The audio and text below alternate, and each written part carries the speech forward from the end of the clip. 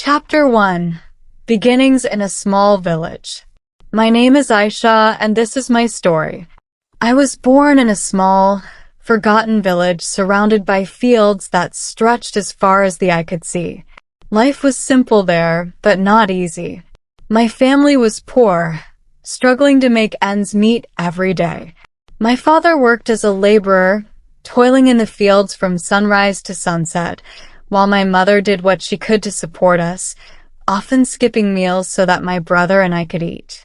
Our house was tiny, with walls that could barely keep out the cold winds in the winter and the blistering heat in the summer.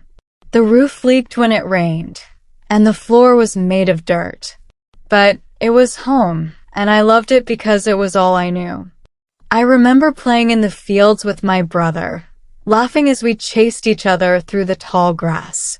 We didn't have toys or fancy clothes, but we had each other, and that was enough. However, as I grew older, I began to understand the weight of our poverty.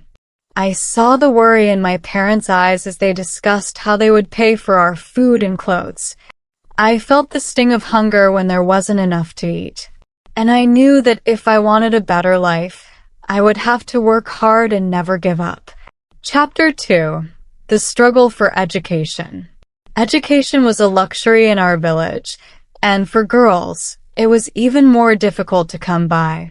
Most families didn't see the need to educate their daughters, believing that a girl's place was in the home, learning how to cook and clean. But I had a thirst for knowledge that couldn't be quenched by household chores alone. I remember the day I begged my father to let me go to school. He was hesitant, knowing that it would be difficult to afford, but he saw the determination in my eyes and eventually agreed. I was overjoyed. I had always dreamed of learning to read and write, of discovering the world beyond our village. School was a long walk away, and I had to wake up before dawn to help my mother with the chores before making the journey. The path was rough, and my feet were often sore by the time I arrived, but I didn't mind. Every day at school was a new adventure, and I soaked up everything I could. I learned about math, science, and history. I fell in love with reading, losing myself in stories that took me to faraway places. But it wasn't easy. The other children made fun of my worn clothes and the fact that I often came to school hungry. They didn't understand why a poor girl like me even bothered to attend. But I didn't let their words affect me. I knew that education was my ticket to a better life, and I was determined to succeed. Chapter 3. Facing Adversity. As I grew older, the challenges became more difficult. My father fell ill, and the burden of supporting the family fell on my shoulders. I had to balance my studies with work, taking on odd jobs to help make ends meet. I worked in the fields, cleaned houses, and did whatever I could to earn a few extra coins.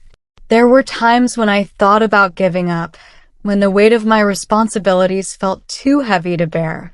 But every time I felt like quitting, I remembered why I started. I wanted a better life for myself and my family. I wanted to prove that a poor girl from a small village could achieve great things. My mother was my biggest supporter.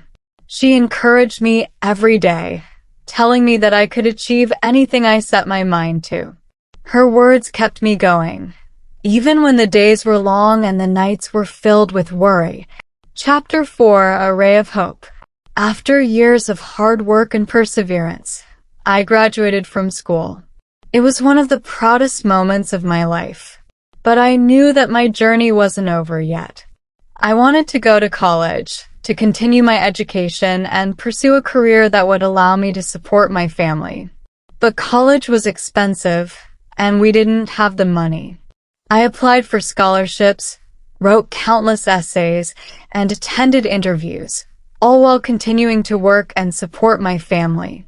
It was exhausting, but I refused to give up.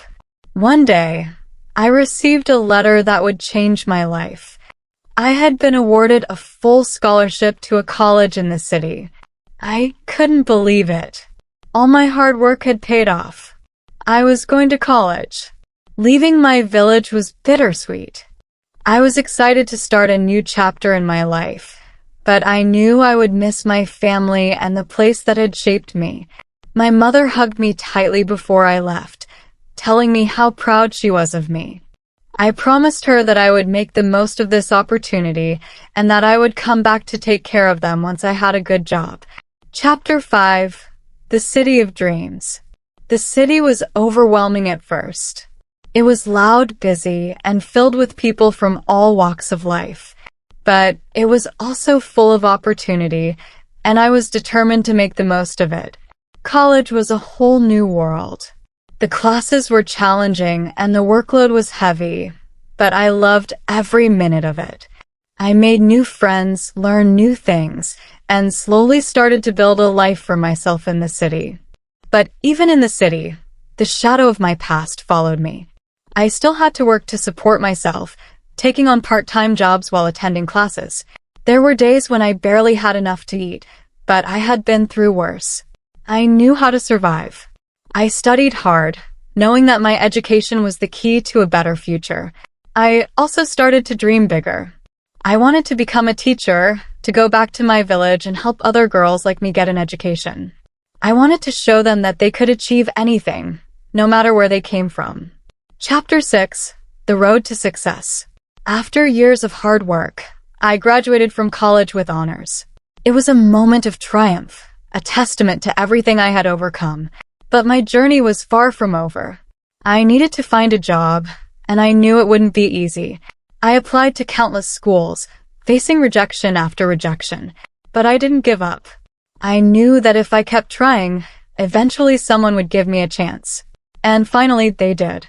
I was offered a teaching position at a school in a small town not far from my village. It wasn't the most prestigious job, but it was exactly what I had been hoping for. I accepted the offer and moved back to the area, ready to start the next chapter of my life. Teaching was everything I had dreamed it would be. I loved working with the children, helping them learn and grow. I saw myself in the girls who came to my class, and I made it my mission to inspire them, to show them that they could achieve anything they set their minds to. I also started to give back to my village. I used part of my salary to help improve the school, buying books and supplies for the children. I also started a program to help girls in the village get an education, just like I had. Chapter 7. A Legacy of Hope. Years passed, and I continued to teach and give back to my community. My life was not easy, but it was fulfilling. I had achieved more than I ever thought possible, and I knew that my story was just one of many.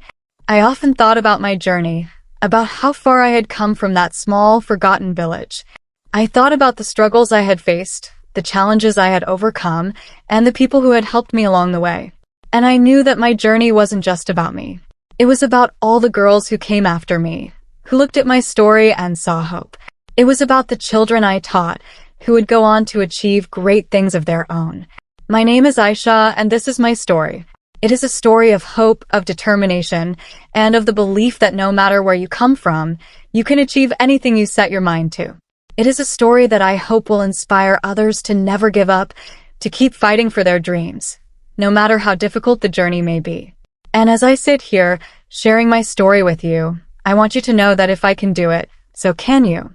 No matter what challenges you face, no matter how impossible things may seem, there is always hope. All you have to do is believe in yourself and never give up. The end. Subscribe for more videos. Your support helps me create more content. Thanks for watching.